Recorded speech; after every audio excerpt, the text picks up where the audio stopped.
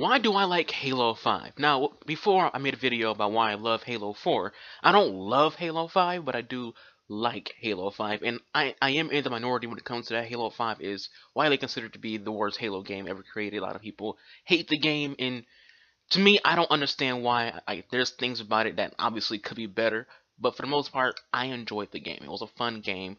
My friends enjoy it. We played a lot in the multiplayer. We did co-op together, and I love the game. The first time I got Halo 5 back when it came out, the first thing I did was play the campaign on Legendary, and I had fun with it. I loved it.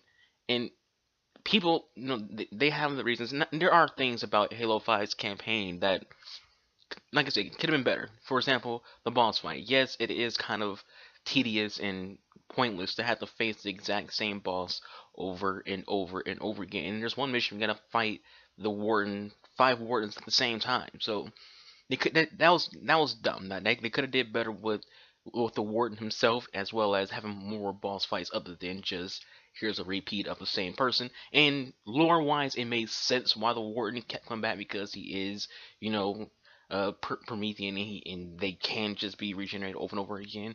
So you can have multiple copies of him, but for people who play the game, that's not going to be fun to do. It's not going to be fun to have to fight the exact same enemy over and over again. And so I can see from that point of why people will be upset against that. No, again, I didn't hate the Warden fights, but I can understand why people were turned against it. And for the most part, a lot of people just have like weird things they dislike about Halo 5. I saw a video before where a YouTuber was saying that he didn't like Halo 4 because of the changes it made to combat, being able to aim down the sights and the way the movement speed of the characters. And I said in Halo 4 video, there's nothing wrong with being a faster paced game. Now I get it. When growing up with Halo 1 and Halo 2, Halo 3, being a bricky, slow character is what you're used to. So, and humans have a hard time adapting and evolving to change. And Halo 4 and Halo 5 were changes, the evolutions of the game. And I think Halo 4 and Halo 5 are better multiplayers because of the speed of the characters, because of uh, be able to aim down the sights. Because to me, it was Halo not being able to aim down the sights. I understand it's part of the charm of the old school games, but it was kind of stupid. You know, why can't you aim down the sights in a futuristic FPS? So I didn't like it, and I do like how each gun in the game, when it comes to aim down the sights, has a unique crosshair. When it comes to aim down sights, it looks pretty cool. The light rifle when you aim down sight looks pretty freaking cool. And I like the guns in the game as well. The guns in Halo 4 and in Halo 5 are really good guns, and the movement speed of Halo 5 is, to me, the best movement speed from any of the Halo games. But as I love Halo 4, Halo 5 was the ultimate addition of movement speed, being able to sprint for as long as you can, the Spartan charge, the ground pound, the thrust impacts that lets you strafe left to right with some speed, and the mantling. Also, that's something someone complained about. Someone complained about being able to mantle. How come Spartans mantle now? Why not? Like, what's wrong with being able to mantle in a Halo game? So, like, a lot of the things I hear you complain about in Halo 5 are things that don't make sense to complain about. Like, I get if you have something against a story and the cliffhanger ending and facing the same boss over and over again, but under the hood, the mechanics of the game, the things that people complain about are weird to me. And these are things that should be mainstays in all shooters. Aiming down the sights, being able to move fast, and have an infinite sprint when you are a super soldier. And like, why is mantling a bad thing? That's what I don't understand. Like, why are these things bad?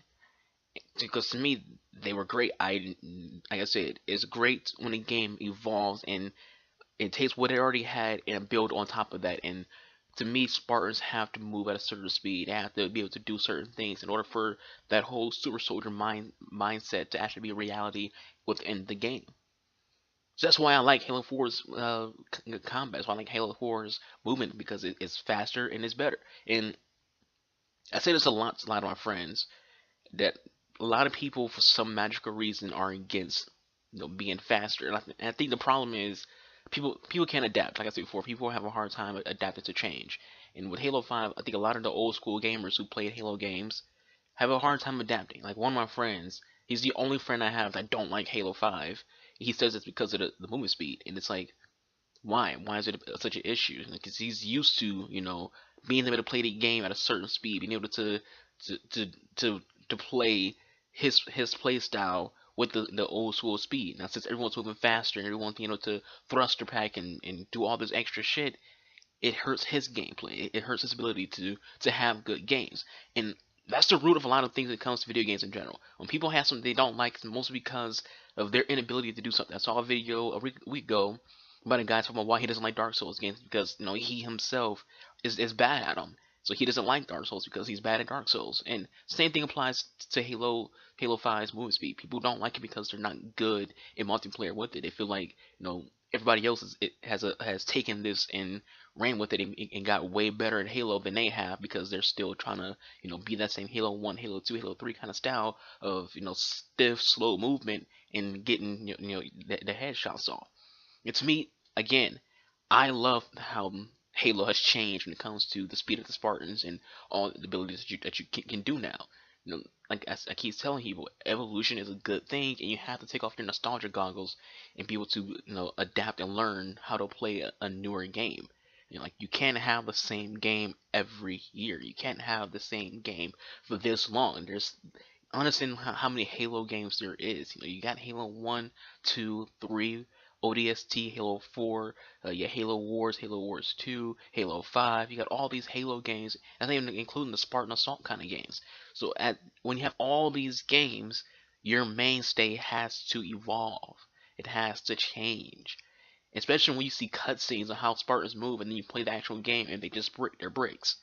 So you have to have some kind of continuity when it comes to your cutscenes and your gameplay. You can't have your cutscenes being it's action packed, event with your Spartans. Then the cutscene, and then the actual gameplay is very slow, stiff, in which you can't run, you can't mount, so you can't do anything other than just walk straight and shoot. So back to the campaign. One of the hugest issues outside of the multiple facing of the Warden was the ending. People hate the ending. A lot of people say because it's a cliffhanger ending. I hate cliffhanger endings. Everything has a cliffhanger ending. Every Halo game has a cliffhanger ending. Every TV show that you watch that has another season coming has a cliffhanger ending. Even shows that got canceled have cliffhanger endings. Movies have cliffhanger endings. It's all meant to set up the next thing. When Chief is on the ship in Halo 3, and he is asked, "What are you doing?" He goes, "I'm going to finish the fight." That's a cliffhanger ending. It ends right there. It's to literally giving you nothing. It's telling you that hey, there's going to be another game coming, and we're going to finish the fight in that next game. When you watch a Marvel movie or DC movie, and there's an end credit scene, that is a cliffhanger to let you know that something's going to happen in the next movie. So all people just, the cliffhanger ending was stupid. Like, no, Halo 5's ending is literally telling you there's going to be a Halo 6, and who's you can look forward to in Halo 6.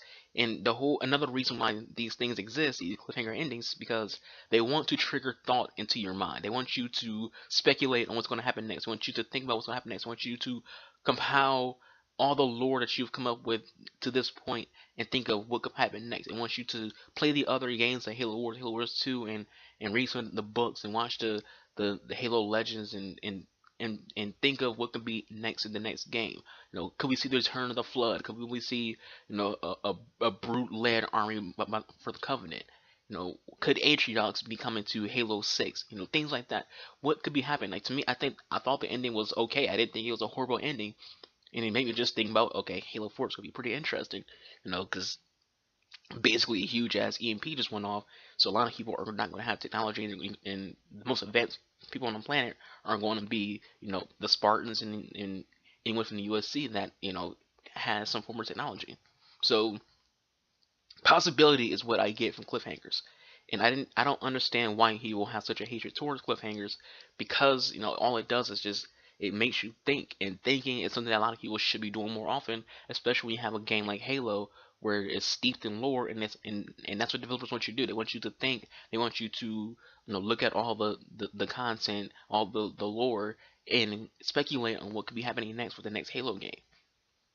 So overall, when it comes to Halo 5's campaign, I think it could have been better, obviously, but I liked it. I enjoyed it, and I just started playing it again literally last night. So I enjoy what Halo 5, what the final product was when it came to the multiplayer and it came to the campaign. Yes, the whole not being able to play as Chief the entire game is something else that people complain about. You know, I don't want to have to split between Locke's team and Chief's team. No one cares about Locke. Chief is the only thing that's important. Blah blah blah blah. I get what they were trying to do with Locke. They wanted to, you know, again, it's all about changing up, you know, do a new form of being different. The next game would probably be playing as Chief only or just Blue Team only. But this was just something that they were, you know, experimenting with to be different and try something new. Because again, you have to try something new. You can't just do the exact same thing over and over again. So I understand them wanting to, you know, do this kind of split story between Locke and Chief. Now, the final issue that people have with Halo 5 that I don't think is a big deal is Cortana. Cortana is one of the most impactful characters in Halo. She is literally the number 2 when it comes to the series, Master Chief being number 1, obviously. So when you have this character who is as important as Cortana is, and she basically becomes a villain, people are going to get mad because no one wants to see their favorite characters become villains. And when it comes to Cortana, her path to where she is in Halo 5 is for survival. It's not she wants to do bad shit. It's not she wants to kill people. She just wants to survive. She's an AI. AI has a short lifespan, and she didn't want to die. And the reason why she lived as long as she has lived is because of her human DNA that comes from Halsey. She literally has Halsey's DNA, so she's going to think just like Halsey. Halsey does the same thing Cortana does. She goes to extremes to achieve her goals. So if Halsey, you know, who we all see and hear about in the books and on, you see the cutscenes in the games, you hear about her Halo Wars in the TV show, the movie, you see you hear all these things about her, you know, being someone who would do anything it takes to achieve her goals. Her DNA is in Cortana, so that's going to mean she's going to do the exact same thing Halsey would do. She's going to go do whatever she can to achieve her goal. Her goal was survival. And what better way to think of how to survive than something Forerunner related? So Cortana did that. She went to go find, you know, a way to continue her life, to expand her life. And what she came across is what she came across in Halo 5. You know, she took control of Prometheus. She took control of the Warden and the Guardians, and you know, in the process, you know, she's becoming an immortal, and it also allows her to be a full-fledged physical being.